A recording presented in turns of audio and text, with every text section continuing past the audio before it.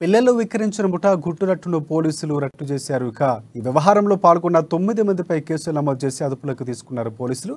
పిల్లలు ఐసీడీఎస్ అధికారులకు అప్పగించి వారి సంరక్షణ కోసం శిశుగృహకు తరలించారు. ఇక ఈ కేసుకు సంబంధించిన పూర్తి వివరాలు ఆదిలాబాద్ రూరల్ పోలీస్ స్టేషన్లో ఏర్పాటు చేసిన మీడియా సమావేశంలో ఎస్పీ ఉదయ్ కుమార్ రెడ్డి వెల్లడించారు.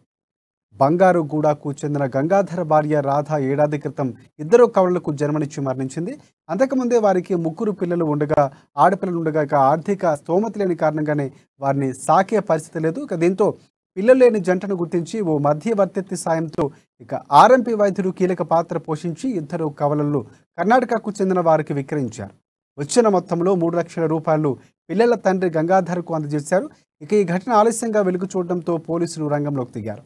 ఎస్పీ ఆదేశాల మేరకు స్పెషల్ టీమ్గా ఏర్పడి దర్యాప్తును ముమ్మరం చేశారు. కేసును ఛేదించి ఇందుకు సంబంధించిన ఉన్న 9 మందిని అదుపులోకి తీసుకున్నారు. పిల్లలు ఐసీడీఎస్ అధికారులకు అప్పగించారు.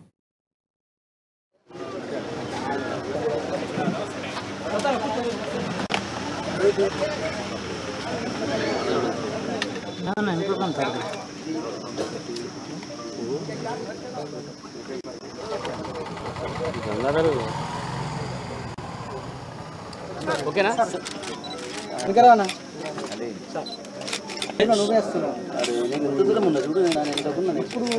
ఇక్కడి నుంచి ఒక ఇద్దరు ఆడపిల్లల్ని అమ్మితే వాళ్ళని రెస్క్యూ చేసి కర్ణాటక నుంచి తీసుకురావడం జరిగింది.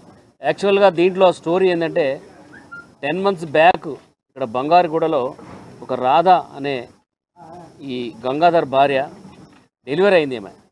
ఇంట్లో డెలివరీ అయితే ఇద్దరు కవల పిల్లలు పుట్టారు, ఆడపిల్లలు. పుట్టిన తర్వాత ఆమెకు అనారోగ్యంతో చనిపోయింది. అయితే అంతకుముందే వాళ్ళకి ముగ్గురు ఆడపిల్లలు ఉన్నారు. ఆయన తండ్రికి సాదే స్తోమత లేదు. ఈ క్రమంలో అదే ఏరియాలో ఒక ఆర్ఎంపీ డాక్టరు, తర్వాత ఒక షారుఖ్ అనే ఆర్ఎంపీ డాక్టర్ ఫ్రెండ్ షారుఖ్ అనే వ్యక్తి ఉన్నాడు. ఇంతకుముందు ఎప్పుడో 2-3 సంవత్సరాల క్రితం చెప్పారట, ఇక్కడ కర్ణాటకలో చాలామందికి పిల్లలు లేని వాళ్ళు ఉన్నారు, మీరు ఎవరైనా అక్కడ బాగా పూర్ పీపుల్ ఉంటే వాళ్ళ పిల్లలు ఉంటే వీళ్ళ పైసలు ఇచ్చి సాదుకోవడానికి వాళ్ళు కొనుక్కుంటారని చెప్పారట. చెప్తే ఆ మాటలు విని